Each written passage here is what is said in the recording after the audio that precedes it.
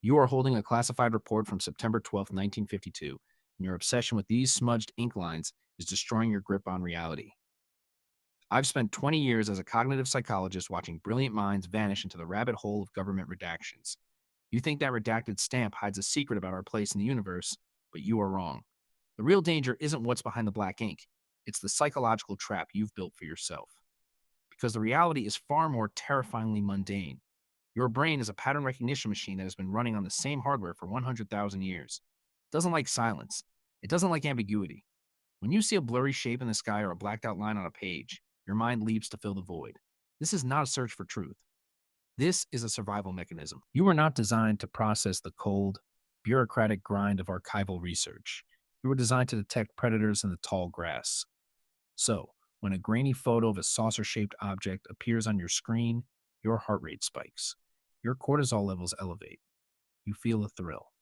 But go into the National Archives. Spend 12 hours in a room that smells like dust and decaying glue. Open a box from the Cold War era. You won't find proof of extraterrestrial visitation. You will find thousands of weather reports. You will find air traffic control logs.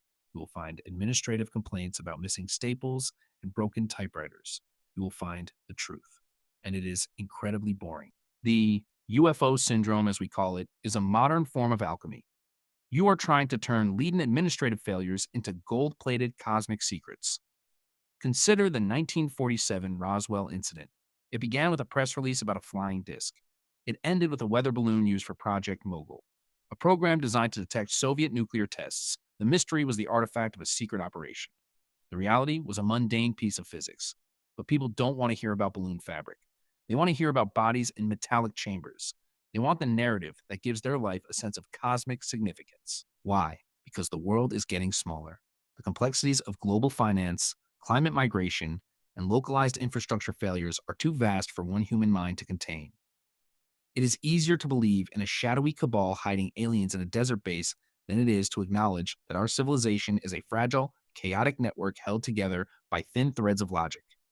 The obsession is a diagnostic tool for your anxiety. When you fear the future, you reach for the extraordinary to distract yourself from the prosaic. You are choosing a comfortable delusion over an uncomfortable necessity. 2 years later, I sat across from a researcher who claimed to have found the smoking gun, a document dated June 14th, 1973. It was a memo regarding anomalous radar returns. He was shaking. He looked at me with eyes that were desperate for validation. I looked at the same document.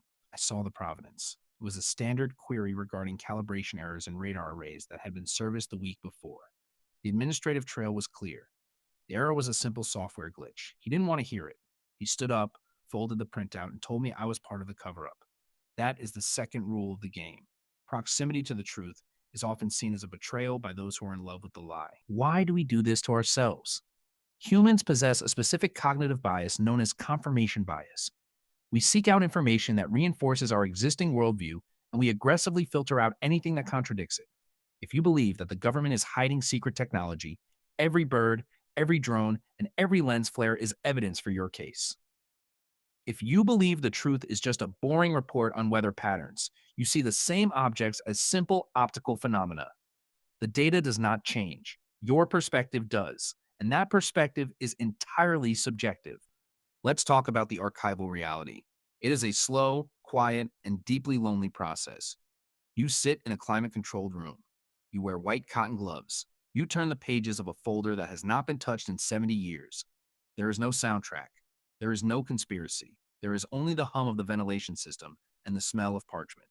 You are looking for context, not clues.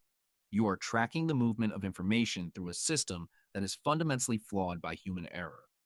Most secrets are just mistakes, a misfiled record, a miscalculated entry in an API log, a report that was marked top secret only to prevent a budget audit from uncovering a department's inefficiency.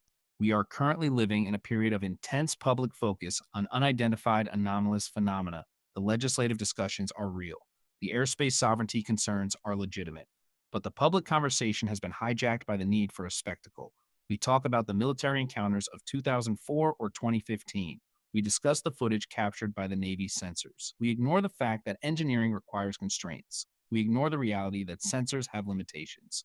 We treat an unidentified signal as a visit from another world rather than a challenge in signal processing. The beauty of the mystery is that it demands nothing of you. You can watch a video, share it on your feed, and feel like you are part of an elite group of knowers. You can do all of this without learning a single thing about physics, aviation, or psychology. But the mundane, that requires work. To understand why a radar return looks the way it does, you have to study the FSH frequencies. You have to understand how atmospheric density affects signal refraction. You have to be willing to be wrong. Most people would rather be right about a lie than wrong about the truth. My career has been defined by this divide. I've advised on institutional policies, and I've sat in the back of lecture halls listening to people explain why the pyramids were built by interdimensional travelers.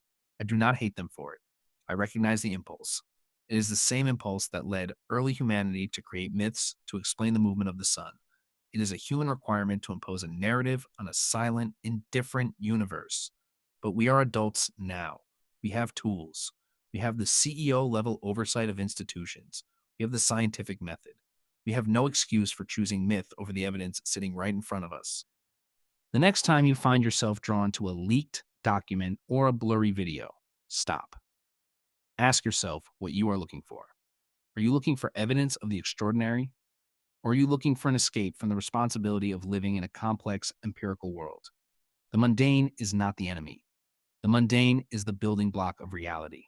It is the only foundation upon which actual progress is made. If you want to understand how the machines of this world are truly calibrated, stop looking for the light in the sky. Look at the ledger. Look at the report. Look at the data that nobody bothers to click on. Because the truth isn't hidden in a secret vault. It isn't being suppressed by a shadowy group of men in dark suits.